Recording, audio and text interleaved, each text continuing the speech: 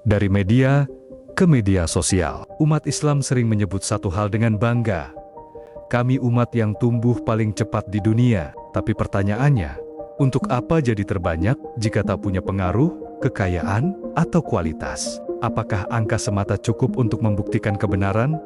Atau justru, mayoritas tanpa kualitas hanya menciptakan ironi? Muslim bangga dengan cepatnya pertumbuhan populasi umat Islam di dunia. Tapi mari kita berhenti sejenak dan bertanya, apa sumber pertumbuhan itu?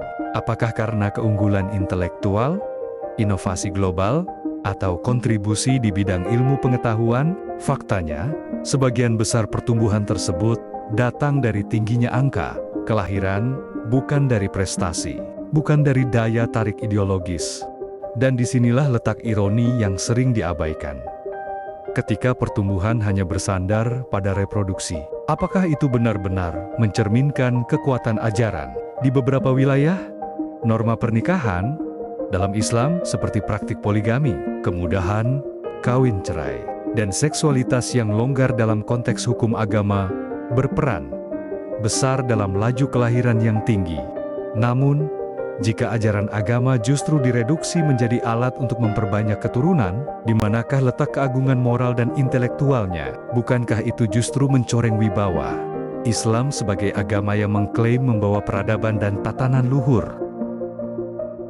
Menurut Pew Research Center, Islam diprediksi menjadi agama dengan jumlah penganut terbanyak pada tahun 2100. Tapi perlu dicatat, ini masih prediksi. Pertumbuhan tinggi saat ini terutama disebabkan oleh tingkat kelahiran yang tinggi di negara-negara mayoritas Muslim, bukan karena konversi atau kemajuan. Namun banyak faktor yang bisa mengubah arah tren ini. Beberapa faktor yang bisa mengganggu proyeksi populasi Islam, urbanisasi dan biaya hidup tinggi membuat keluarga Muslim mengurangi jumlah anak. Tren menikah terlambat bahkan tidak menikah semakin meningkat. Krisis ekonomi dan perubahan budaya bisa mempercepat sekularisasi. Bahkan, banyak yang mulai meninggalkan agama seperti yang terjadi di Barat. Jumlah besar bukan jaminan pengaruh umat Kristen. Meskipun tidak lagi mayoritas, absolut secara global, masih menguasai lebih dari 57% kekayaan dunia, sedangkan umat Islam, yang jumlahnya besar, hanya menguasai 8% kekayaan global. Indonesia, negara Muslim terbesar di dunia. Namun, dari 10 orang terkaya di Indonesia, hanya 1 yang Muslim. Dan hanya 12% ekonomi Indonesia yang dikuasai oleh umat Islam. Apa artinya?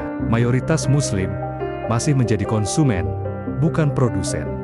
Menjadi buruh, bukan pengusaha. Menjadi pasar, bukan pemilik.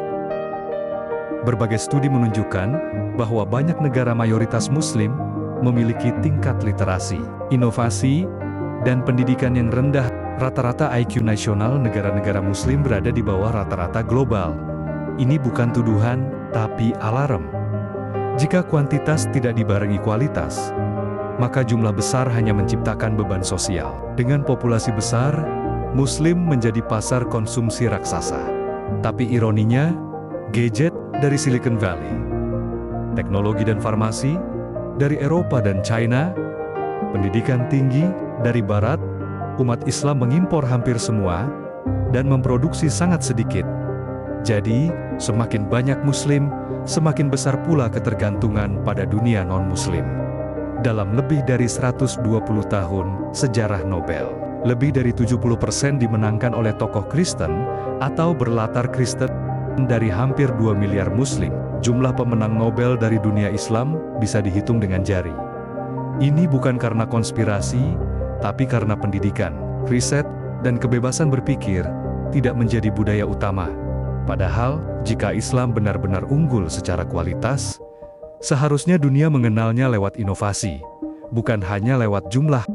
Banyak yang melihat Barat dan berkata, "Lihat, gereja kosong," tapi mereka lupa. Tren sekularisasi bukan hanya milik Kristen. Semakin modern masyarakat, semakin banyak yang mempertanyakan otoritas agama. Jika dunia Islam tidak memperbaiki kualitas berpikir, bukan tidak mungkin tren ini juga menyapu dunia Muslim. Dan populasi yang besar hari ini bisa menjadi kosong esok hari. Jika sekarang saja, umat muslim sudah diperjualbelikan, di mana ini terjadi akibat kemiskinan, unggul kuantitas tapi kalah jauh dari kualitas. Lalu bagaimana jika kelak muslim menjadi penduduk terbanyak? Bukan jumlah yang menentukan kekuatan, tapi kualitas. Bukan populasi yang membuat agama benar, tapi bagaimana ajarannya membentuk manusia yang berpikir, berkarya, dan berdampak. Maka pertanyaannya bukan berapa banyak kita, tapi seberapa berkualitas kita. Jika Anda tertarik pada perbandingan historis dan rasional antara Islam dan Kristen, subscribe channel ini dan bagikan video ini sebagai bahan pemikiran. Karena kebenaran bukan soal fanatisme, tapi soal keberanian untuk melihat dengan jujur. Dan nantikan video-video terbaru tentang jejak dua agama dengan penyajian dan data yang akurat.